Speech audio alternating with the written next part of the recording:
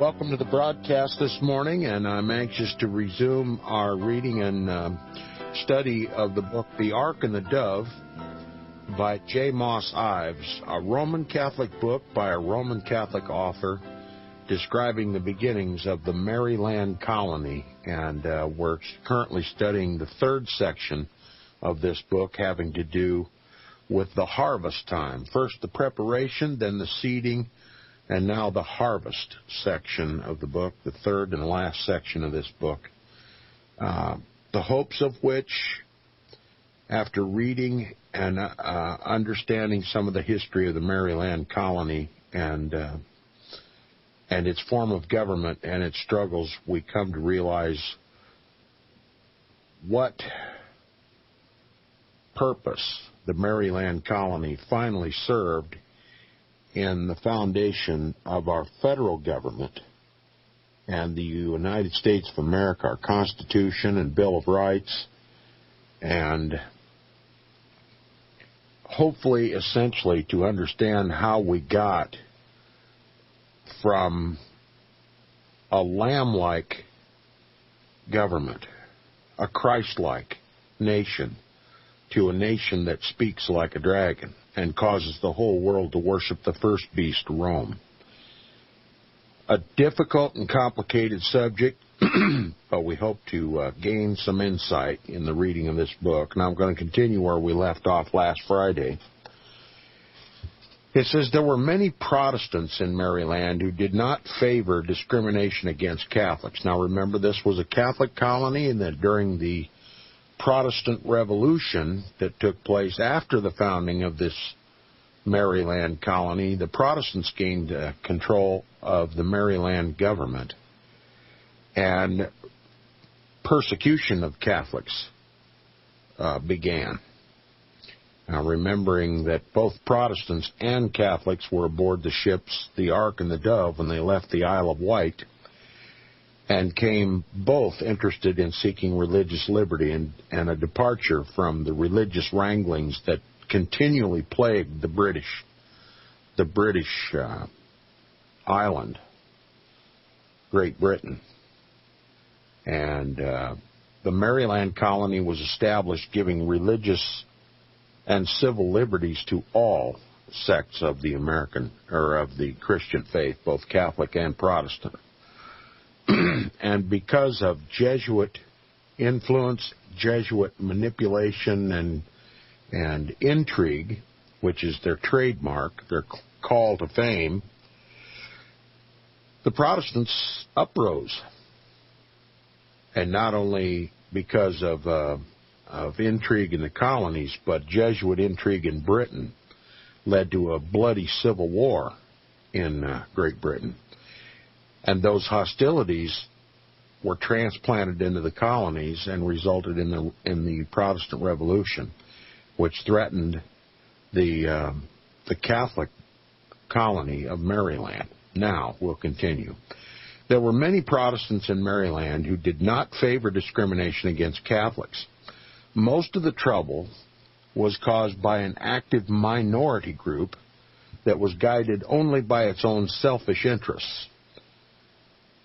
Speaking of Protestants, it says it had succeeded in building up a strong political organization that was feared by others. In 1758, the upper house attempted unsuccessfully to relieve the Catholics from the double taxation law on the ground that it, quote, could not be defended on any principle of justice or equity, unquote. Now, the Catholics were doubly taxed as just one of the means of suppression of Catholicism. It says another reason given was that, quote, the first settlement of this province was made by Roman Catholics who had been driven from their native country, that's Great Britain, by the severity of its laws, and had granted tolerance to all Christian sects, quote, after they had been promised and allowed an asylum here, unquote. So, reiterating, the Catholics had been driven from Britain because of the harsh anti-Catholic laws in Britain, And when they came to Maryland, they offered religious liberty to all Christian sects, both Protestant and Catholic. And now, Maryland formed an asylum for persecuted Catholics in Britain. And it said, the influence of Charles Carroll, lately returned from his trip to France and England, can be seen in this action and also in the lesson in history that followed. The lower house asked for an explanation, stating that it had never discovered anything in history which disclosed that, quote, the papists, or Catholics, as they were notoriously called papists by those who, Protestants, let's just be simple about it, the papists were promised and allowed an asylum here, unquote. The upper house sent back the word, quote, you may not have been able to discover anything in history to satisfy your assertion that the Roman Catholics were promised an asylum here. This may be so, but it is not our fault that you have not, unquote. Then they proceeded to teach a lesson in history to the members of the popular branch of the Assembly, citing authorities to establish the fact that after the Maryland Charter had been granted, quote, Lord Baltimore, who was then a Roman Catholic, emitted his proclamation to encourage the settlement of his province, promising therein, among other things, liberty of conscience to every denomination of Christians and an equal exercise of religion, unquote. The lesson was lost, says the author. It did not make the slightest impression on the lower house, and the double taxation bill remained a law. So in the year 1755, 5 ships landed at Annapolis, bringing nearly 1,000 refugees to Maryland from the land of Evangeline. The refugees, being both French and Catholic, were not wanted and were not made welcome. They were neither enemies nor prisoners of war, but only neutrals, and could not be paroled, exchanged, nor treated according to the Articles of War. They were distributed among the several counties, but it was only in the little settlement which was the beginning of the city of Baltimore that they found sanctuary. There, some of the Acadians were housed in an unfinished dwelling which was made into a chapel, the first Catholic church in Baltimore. There being no priest in the town, the refugees were visited once a month by the priest resident at Dorrigan Manor. A temporary altar of the rudest description was erected for the services.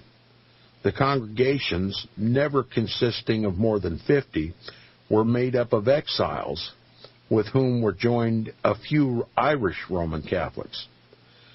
The Catholic colonists would gladly have rendered aid and provided homes for the exiles, but this they were not permitted to do by law.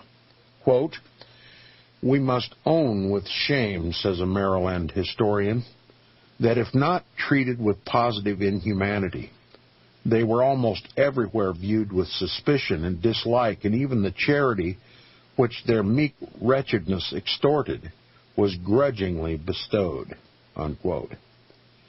In a long letter written by Charles Carroll of Dorrigan to his son in 1756, he tells of the plight of the exiles of Acadia. Quote, it has been the misfortune of some of these poor people to be sent to Maryland, where they've been supported entirely by private charity and the little they can get by their labor, which for want of employment has been a very poor resource to them. Many of them would have met with very humane treatment from the Roman Catholics here, but a real or pretended jealousy inclined this government not to suffer them to live with Roman Catholics. I offered the government to take the support of 2 families consisting of 14 souls, but was not permitted to do so. These poor people were perhaps the most unhappy of any on the globe. They manufactured all they wore, and their manufactures were good. They raised in great plenty the provisions they consumed. Their habitations were warm and comfortable. they were all upon a level. In other words, being equal. Being all husbandmen, and consequently as void of ambition as human nature can be. They appear to be very regular and religious, and that from principle, and a perfect knowledge of their duty, which convinces me that they were all blessed with excellent pastors. But alas, how is their condition altered? They were at once stripped of everything but the clothes on their backs. Many have died in consequence of their sufferings, and the survivors see no prospect before them but want and misery." Unquote. In Maryland, where under Roman Catholic rule, Protestant exiles from many lands found refuge from oppression, these faithful and devout people were denied Christian charity. There was one Protestant in these days, however, whose name brightens the pages of Maryland's history. This man was Henry Callister, a merchant of Oxford in Talbot County. He forwarded an address to the king on behalf of the exiles, petitioned Governor Sharp to give them relief and spend large sums of money to relieve their sufferings, to the serious impairment of his own modest fortune. He met with opposition in finding homes, food, and clothing for them, as they were papists, and, quote, "few have charity for them," he said, "but myself," unquote. He made an appeal to the governor to be reimbursed for his outlay, but it does not appear that the request was granted. In 1757, the freemen of his county put themselves on record in a petition to their representatives, praying that, quote, "you use your endeavors in the assembly to have this pest," speaking of the exiles, "removed from among us," unquote. Charles Carroll of Doregan married Elizabeth, the daughter of Clement and Jane Sewell. Of this marriage was born Charles Carroll of Carrollton.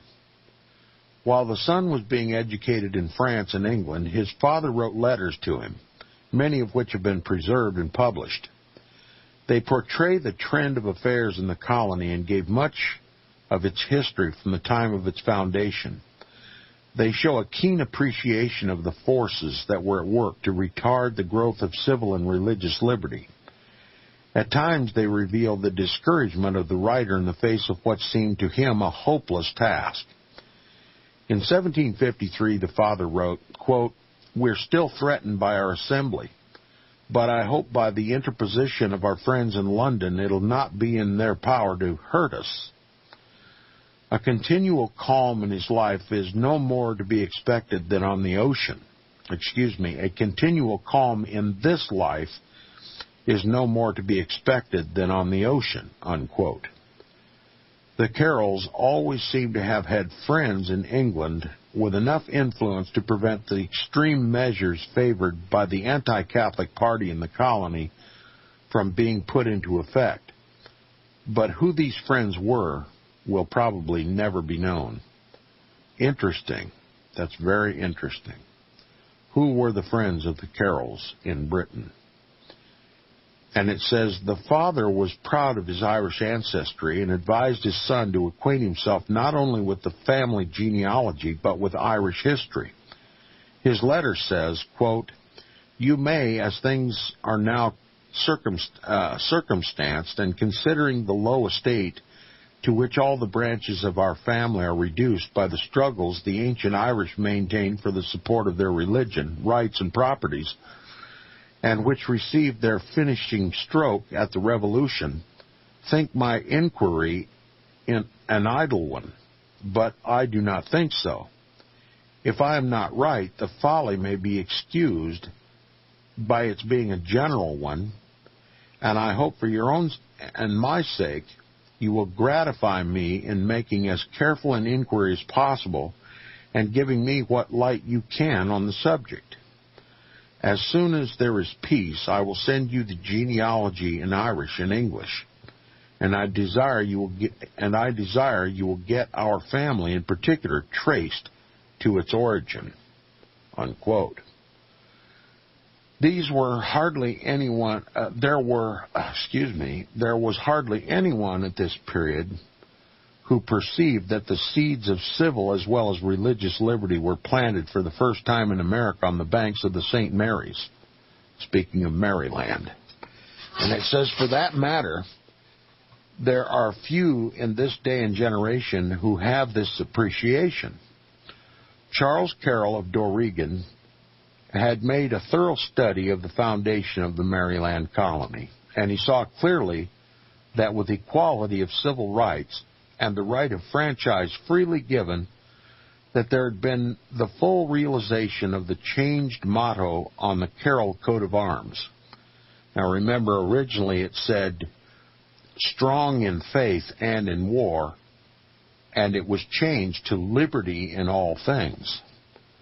And that I pointed out earlier when we brought this up, when the book brought this up, the change of the motto on the Carroll coat of arms, that it literally signifies the change in character of the Catholics of Britain that came to the colonies.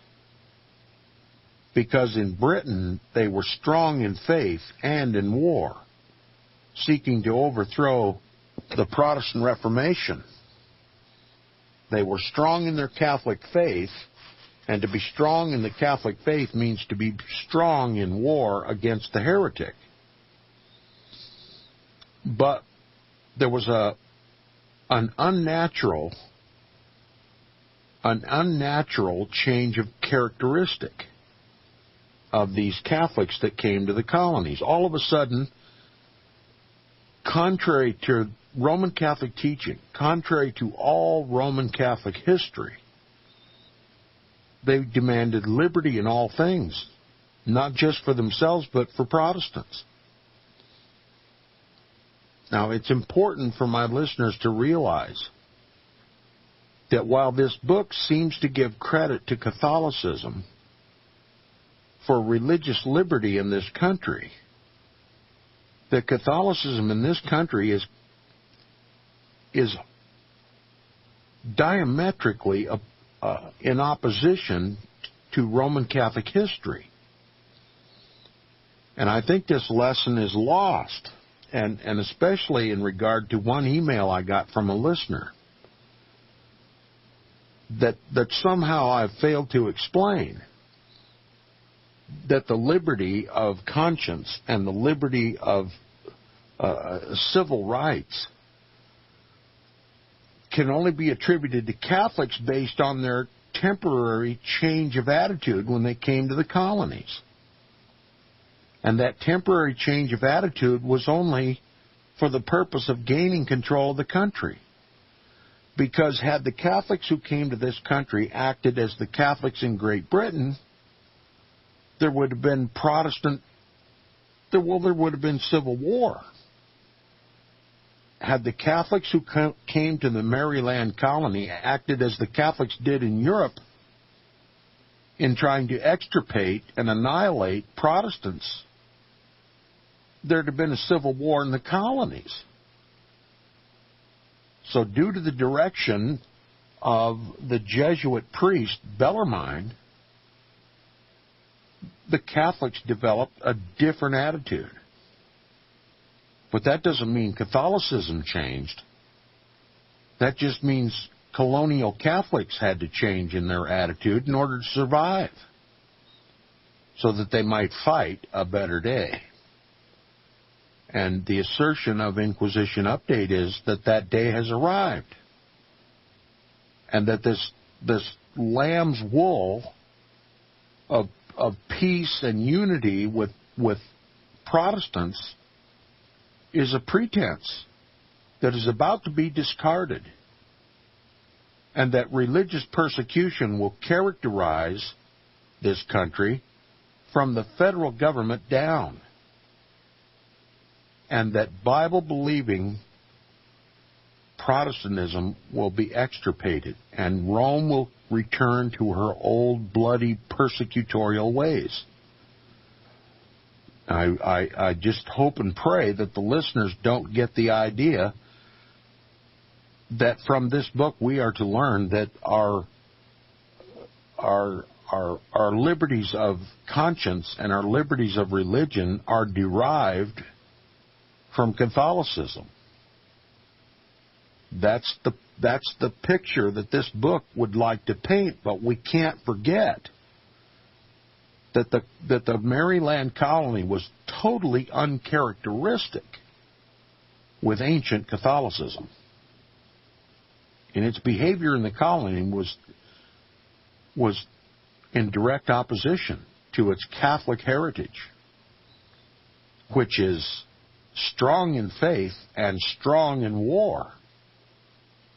You know, she doesn't call herself the church militant for nothing. It's a persecuting power. It's Antichrist power.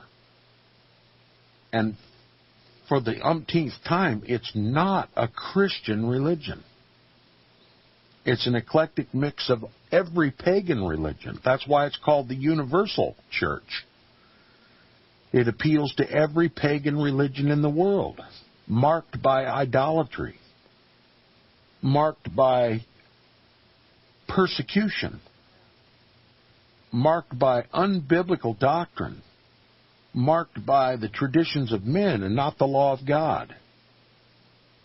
But Protestantism, an attitude of reforming the Roman Catholic Church, had reared its head during the Protestant Reformation, and Rome had to find a way to deal with it until it could regain its medieval strength in the world. And that's the period of transition that we're in now. That papacy is pulling up its bootstraps and putting on its medieval air. It has achieved world governmental control, as described in Revelation chapter 17. She's returning to her old strength. Her mortal wound is being healed. And she's now ready to don her true character, which is anti-Christ, anti-Bible, and persecutorial, seeking an empire, not just a Holy Roman Empire, but a global empire. It's called the New World Order. And Maryland was just a means to that end. Maryland was just a means to that end. America was just a means to that end. That is the horrifying truth, and it's backed up in Scripture, particularly Revelation 13. We'll talk more when we get back from the break.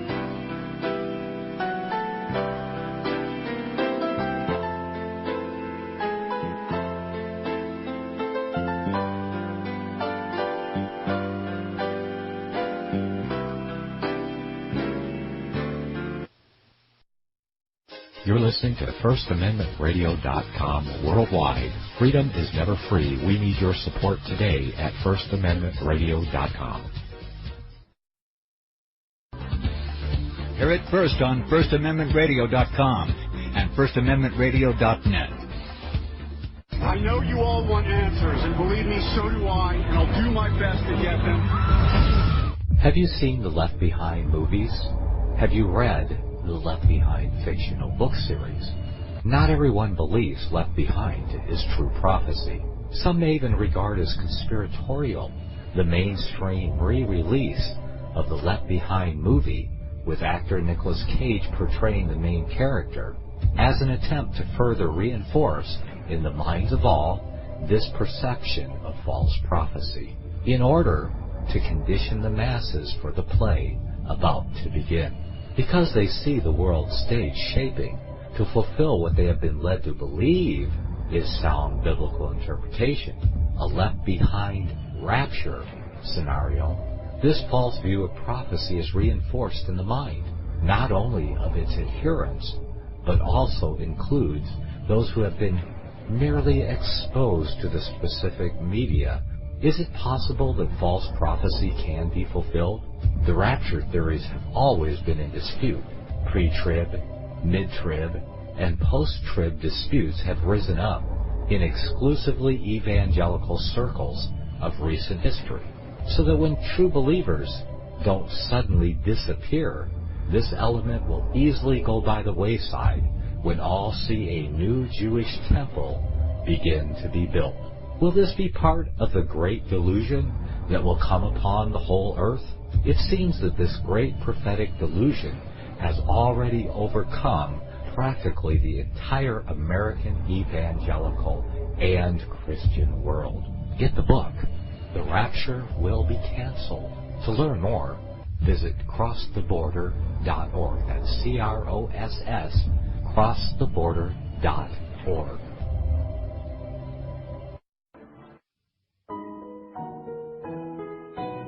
The program you are listening to is 100% sponsored by you, the listener, on this First Amendment Rights Media channel.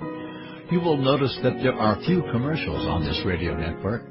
There's a good reason for that. Corporate advertising dollars come with strings that limit program content. So without your help, these programs cannot continue on satellite, internet, or our several affiliates. If you benefit by the educational law programs, we ask you to give. If you are admonished or nurtured by the Bible and ministry programs, we ask you to give. If some voice a cause that you are passionate about, we ask you to give. If you believe in any of these, we ask you to support them as you would a missionary on a continual basis, as if giving a tithe for missionary radio. These programs are not commercially viable and must be supported by those faithful to the cause of truth. Look for the button to sponsor your favorite programs at our listen and schedule pages on the Internet. We will also give you unlimited archive access to all of our programs. We're asking you to give much less than a tithe, so that you may also send support directly to a particular program host, cause, and anywhere else the Spirit may lead you. Do all to the glory of our God and Creator, for His holy nation, the only kingdom that will last forever.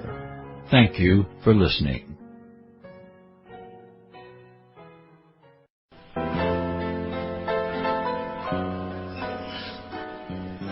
Welcome back to the second half hour of Inquisition Update on FirstAmendmentRadio.com.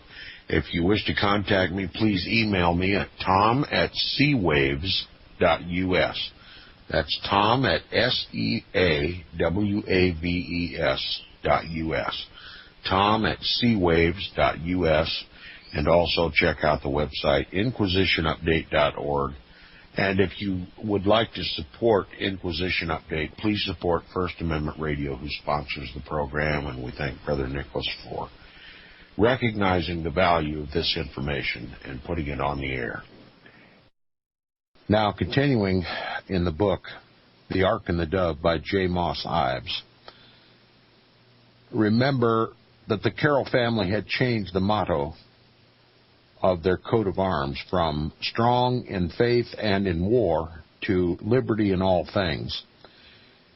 And in a letter written to his son, Charles Carroll of Carrollton in 1760, is contained this statement, quote, Maryland was granted to Cecilius, Lord Baltimore, a Roman Catholic, and all persons believing in Jesus Christ were by the charter provisions permitted the enjoyment not only of religious but civil liberty, unquote. Here was the first written recognition of the dual nature of the Maryland Foundation, the establishment of both religious and civil freedom.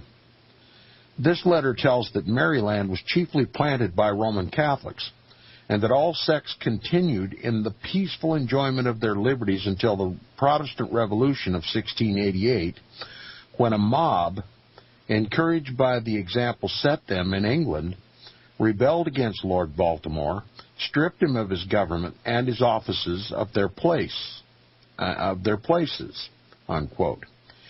It tells how the Crown assumed the government and hindered the Catholics in the free exercise of their religion, and how Benedict, Lord Baltimore, on conforming to the established church, that is, the Church of England, remember, for convenience sake, he departed the Catholic tradition and joined the Church of England to restore himself to the control of the Maryland colony.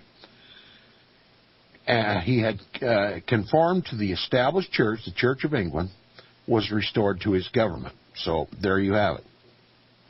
And it says the writer takes Charles V, Lord Baltimore, to task for, quote, being mean enough, unquote, to assent to the laws which disqualified Catholics from voting for members to represent them by requiring, quote, all the oaths taken in England to be taken here, that is, the oaths of fealty to the British Crown and to Protestantism, which no Catholic could do, so they, not being able to swear the oath, disqualified themselves from any public office and the right to vote, and depriving them of the right to hold office.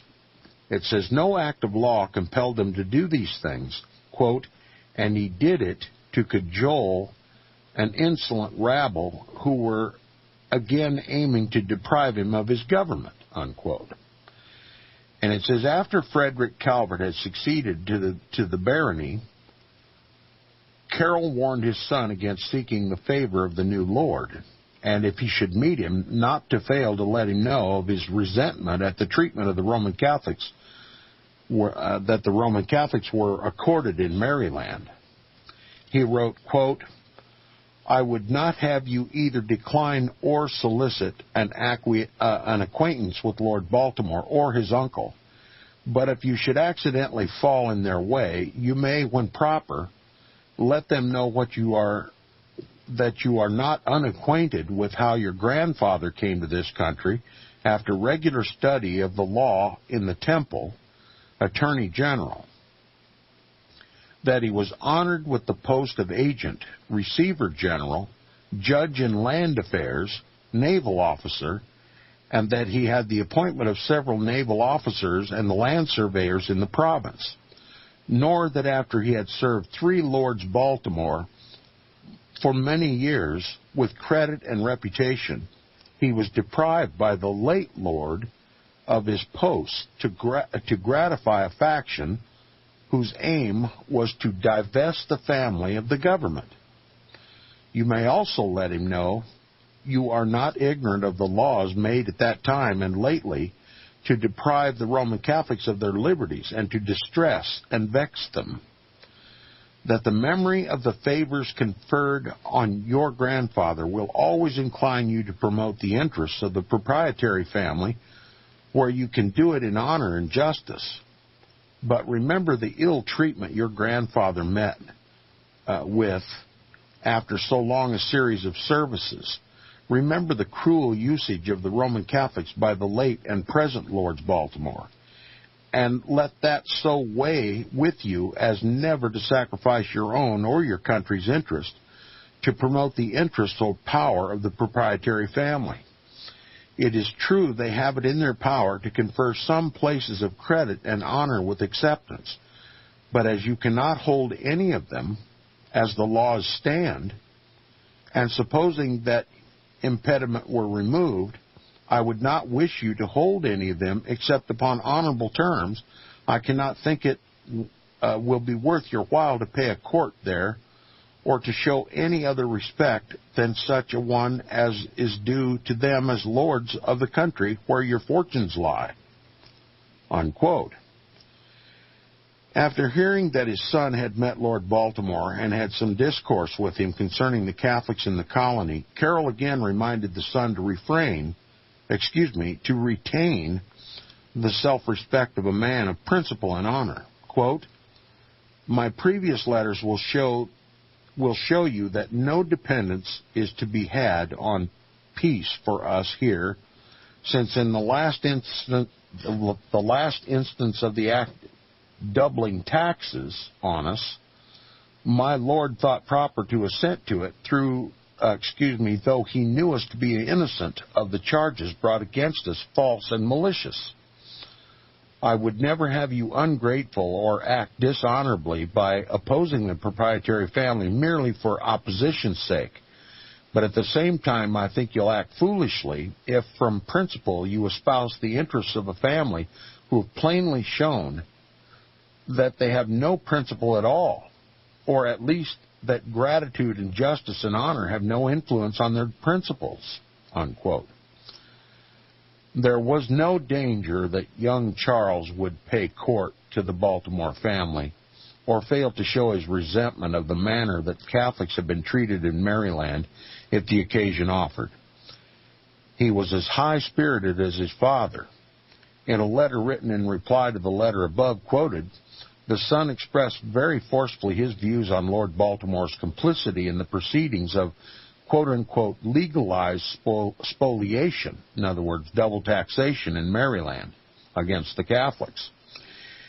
He charged the proprietary with, quote, passive indolence, unquote, in allowing a mob to carry out its will and in, quote, not openly refusing his consent to laws so iniquitous, even in his own opinion, unquote. In the letter telling of the plight of the Acadian exiles, the elder Carroll intimated that he was tempted to leave Maryland. He wrote to his son, quote, to fly from the pursuits of envy and malice, and to procure a good establishment for you, I'm willing to undergo and struggle with all the difficulties and inconveniences attending on a new settlement in a new climate, unquote. Then a few years later, when the double taxation bill was passed over his vigorous objection, he wrote, quote, from what I've said, I leave you to judge whether Maryland be a tolerable residence for Roman Catholic. Were I younger, I would certainly quit it. In other words, I would leave Maryland. But at my age, a change of climate would certainly shorten my days, unquote. He was willing to sell some of his property so that the son might feel free to leave Maryland, but he would keep the most valuable to the last. Quote, that you may choose for yourself and make yourself as happy as possible, for it is my greatest duty to make you so, unquote. The son did choose for himself. His father's letters did not discourage him. Rather, did they make him the more eager to return to America to help carry on the struggle of civil and religious freedom. He had caught the vision of the founders of Maryland. So that ends the Chapter 2 of this third segment of the book, and we'll continue with Chapter 3. Charles Carroll of Carrollton. We're going to learn more about Charles Carroll of Carrollton. It says, Charles Carroll of Carrollton returned to Maryland at the dawn of the American Revolution. This is an important period of time in our history, and it raises questions in my mind what the Revolutionary War was really all about.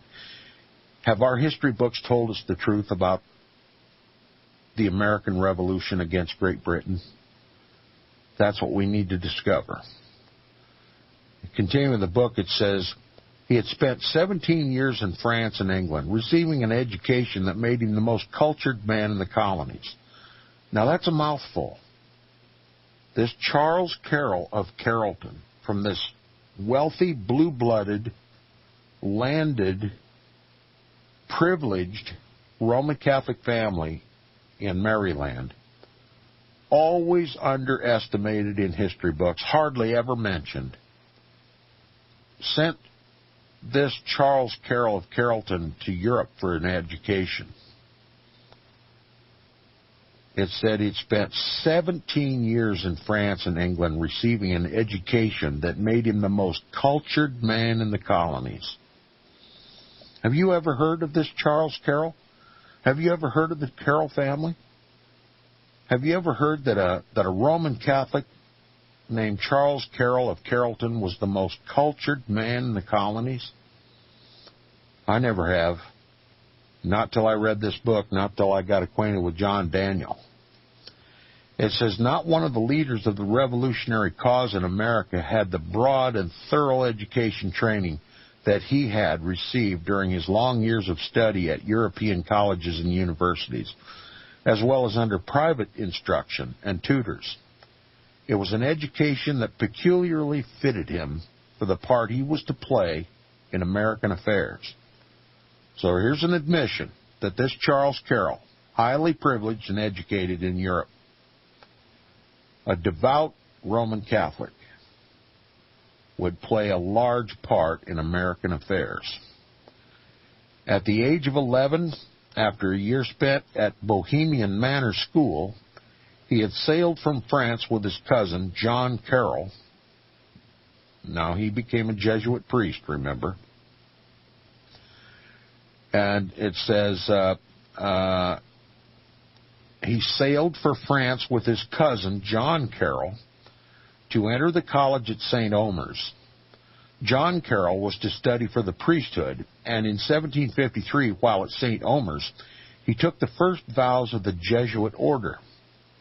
In the same year, Charles Carroll of Durigan wrote to his son that, quote, Jackie, which is another name for this John Carroll that became a Jesuit, Jackie, I suppose, is gone up the hill, unquote. Now listen to what the author says. He said, here is found the use of the same code that was used in the Maryland letters of the second Lord Baltimore, who always referred to the missionaries as, quote, unquote, those on the hill. Those on the hill. Jackie going up the hill meant that John Carroll was entering the Society of Jesus. I wonder if that code still exists today, those on the hill. Where do we hear that expression all the time? Washington, D.C., don't we? Those on the hill? Maybe it's nothing, but maybe it's something. But it says, Jackie going up the hill meant that John Carroll was entering the Society of Jesus. What do we believe when we hear the word going up the hill? We believe the congressman's been elected to Congress. He's going up to the hill. My assertion is the Jesuits control Washington, D.C. And I'm not the only one. Liberty Radio Live has plenty of people that believe this. Does it mean going up the hill mean you've entered the Society of Jesus when you become a congressman or senator? Just a thought. It says, Charles Carroll remained at St. Omer's for 6 years, receiving the equivalent of 2 years of preparatory school and a 4-year college course. From St. Omer's, he went to the College of the Jesuits at Reims, and after finishing at Reims, he spent a year at Bourges, where he studied civil law at the university founded by Louis XI, which was famed for its department of jurisprudence. He spent several years in Paris studying under private tutors and at the College of Louis le Grand. It says for at least 11 years he had been under the instruction of the Jesuits. This education became a permanent influence in his life, an influence that largely shaped his whole career. The life, services, and character of Charles Carroll of Carrollton speak well of the Ratio Studiorum. Now, the Ratio Studiorum was spoken of earlier in the book, and it was also spoken of in F. Tupper Saucy's book, Rulers of Evil, and it is the program of education, the program of Jesuit education. It literally forms the basis for our entire education system in this country. It picks the areas of study, those areas of study that we're so acquainted with, science, philosophy, and that sort of thing, are part of the Jesuit Ratio Studiorum. And if we ever comprehend just how much influence Jesuit education has, even in our civil form of education, our government form of education, it'd make the hair stand on the back of your neck. I mean, little time is spent in the Scriptures anymore. We're more interested in business and accounting and philosophy and physiology and mathematics and science and the arts. That's the ratio studiorum. And the Jesuit strategy was to take the Protestant mind out of the Bible and put him in things that he could enrich himself with. Take it out of the spirit and put it in the flesh. I think that was the basic strategy of the Jesuits. After the Protestant Reformation, when the Bible became so important to the lives of Protestants, the revelation of Jesus Christ, for the first time in all their lives, they had the Bible in their own language. They could read it for themselves, and they realized that they didn't need a pope. They didn't need a priest. They had Christ. They didn't need a church. They were the church. And they had liberty in Christ Jesus. And that put the Pope on the ropes. That put the whole Catholic Church and the whole papal system under extreme threat. The people were overthrowing their papist governments. Overthrowing the governments that the papacy had crowned and seated all over Europe to persecute the heretics. They were overthrowing their governments, and they were writing their own constitutions. And they were becoming affluent and prosperous. And they were seizing lands that had always previously been owned by the papacy and putting it back into production for the people. So the Jesuits came up with the ratio studiorum, learning against learning. The Protestants, the Bible believers, were learning from the Bible, and that Bible had the power to overthrow Satan's realm. So they simply created the ratio studiorum to distract God's people from the Word of God and put them back in the earth where they could be manipulated and enslaved back again into subservience to the papacy. The Bible is the Vatican's worst enemy. The more time spent in the Bible, the more powerful the Pope's opposition is. The Jesuits know it, the Vatican knows it, all of Satan's emissaries know it.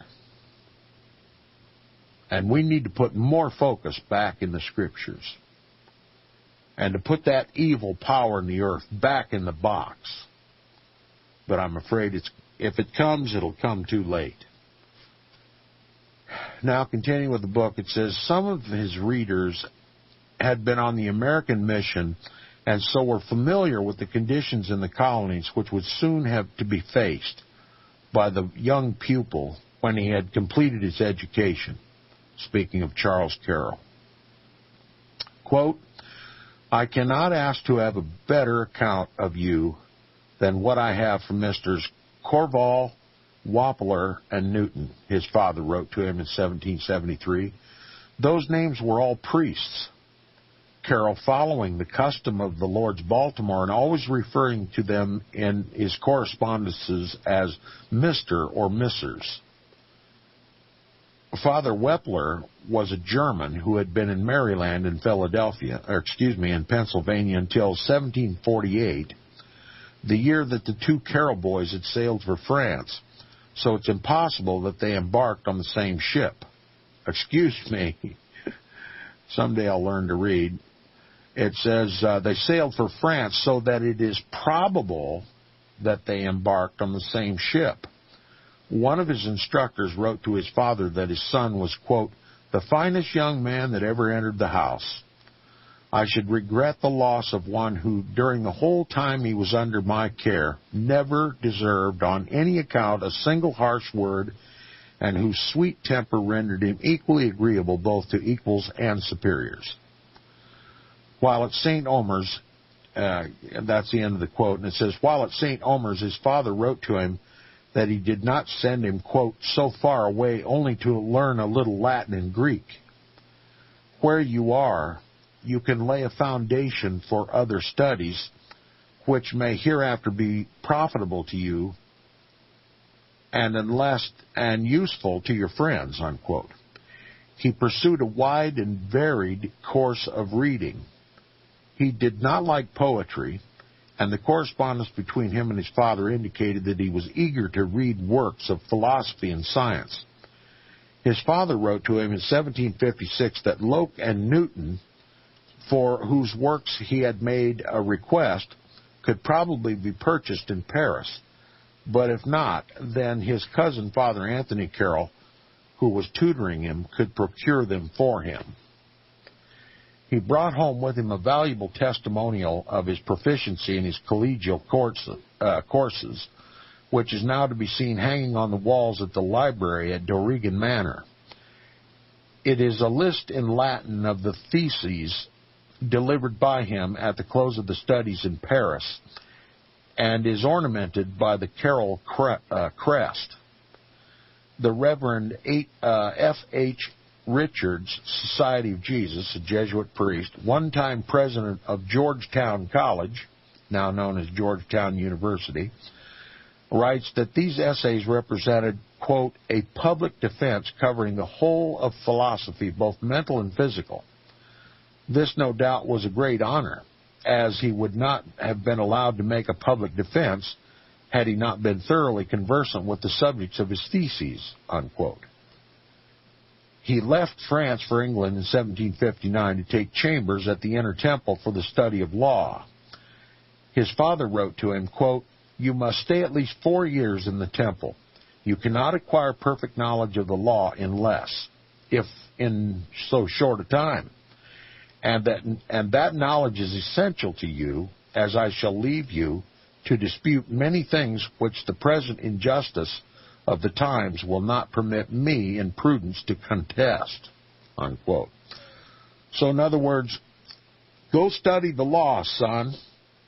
Study it well. It's going to take you 4 years or more. And it's important that you get a thorough education in the law, because I'm going to leave you with many disputes that at this time in the colonies I can't pursue. And it says, the elder Carroll, realizing his lack of a legal education, desired his son to be prepared to fight for equal justice, which at times seemed to him to have vanished from Maryland. The younger Carroll remained in London nearly 6 years. He was not inclined at first to make any attempt to be called to the bar. He wrote to his father, and we've come to the end of the broadcast, so I'll begin with the quote tomorrow. John Daniels will be my guest tomorrow on the program, and we'll get into this book more and explain it more for your understanding. So we'll return to this tomorrow on the broadcast. You're listening to Inquisition Update on FirstAmendmentRadio.com. Stay tuned for more godly teaching on First Amendment Radio. I'll see you tomorrow.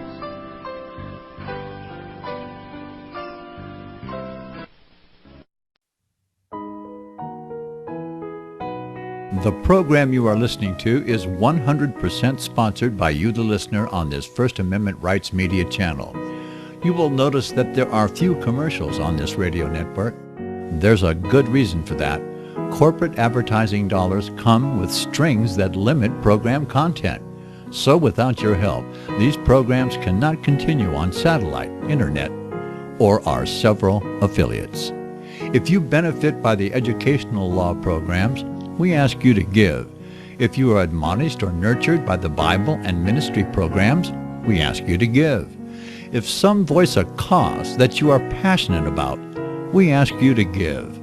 If you believe in any of these, we ask you to support them as you would a missionary on a continual basis, as if giving a tithe for missionary radio. These programs are not commercially viable and must be supported by those faithful to the cause of truth. Look for the button to sponsor your favorite programs at our listen and schedule pages on the internet. We will also give you unlimited archive access to all of our programs. We're asking you to give much less than a tithe, so that you may also send support directly to a particular program host, cause, and anywhere else the Spirit may lead you. Do all to the glory of our God and Creator, for His holy nation, the only kingdom that will last forever. Thank you for listening.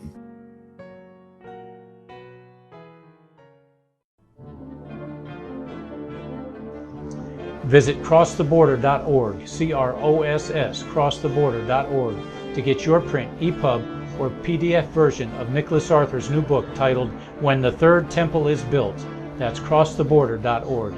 When it comes to prophecy today, much of the evangelical Christian world has their eyes on Israel, waiting and watching to see when the third temple will begin to be built. The plans are drawn. The Jewish people are eager.